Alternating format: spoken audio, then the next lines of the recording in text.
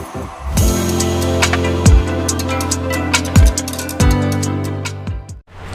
Friends, स्वागत है आप सभी का हमारे आज के सेशन में। तो आज हम लोग पढ़ने वाले हैं जीएस का एक इम्पोर्टेंट टॉपिक चट्टान के बारे में, यानी रॉक्स के बारे में आज हम लोग पढ़ने वाले हैं। तो आइए समझते हैं चट्टान क्या होती है और कितने प्रकार की होती है। तो सबसे पहले तो जान लेते हैं चट्टान के अध्ययन को क्या कहा जाता है। तो चट्टान के अध्ययन को पेट्रोलॉजी कहा जाता है। क्या कहा जाता है? पेट्रोलॉजी। ये आपको याद रखना है। उसके बाद देखते हैं चट्टान किसे कहते हैं। पृथ्वी की सतह के कठोर भाग को ही चट्टान कहा जाता है, यानी पृथ्वी की सतह पर क्रस्ट भाग पर जो ठोस भाग पाया जाता है उसी को चट्टान कहा जाता है। उसके बाद देखते हैं कि चट्टानें कितने टाइप की होती हैं। तो चट्टानें उत्पत्ति के आधार पर 3 टाइप की होती हैं। कौन कौन सी?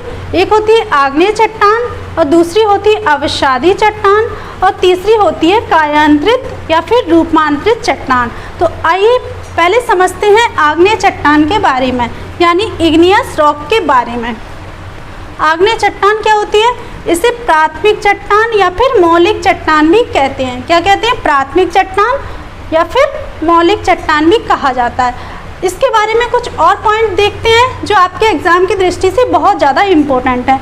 तो देखते हैं इनका निर्माण कैसे हुआ है, यानी आग्नेय चट्टानों का निर्माण किस तरीके से होता है।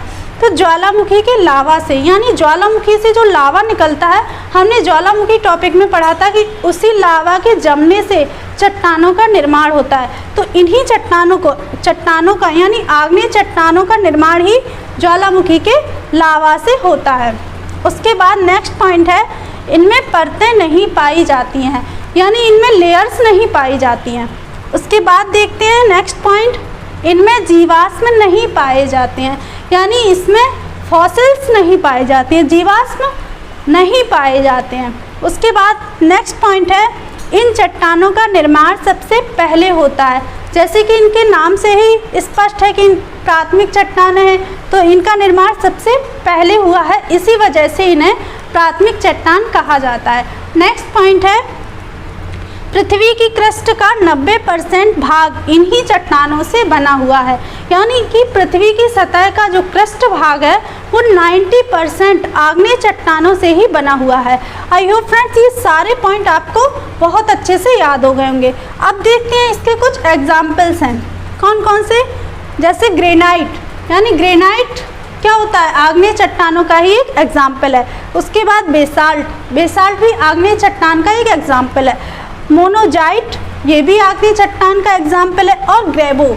तो इस तरीके से ये कुछ एग्जाम्पल हैं जो आग्नेय चट्टान के एग्जाम्पल हैं। आपके एग्जाम में कई बार इन सारे पॉइंट्स से क्वेश्चन बन चुका है, तो आपको ये बहुत अच्छे से याद रखना है। तो आई होप फ्रेंड्स आपको ये सारी चीज़ें, सारे पॉइंट्स अच्छे से समझ में आए होंगे।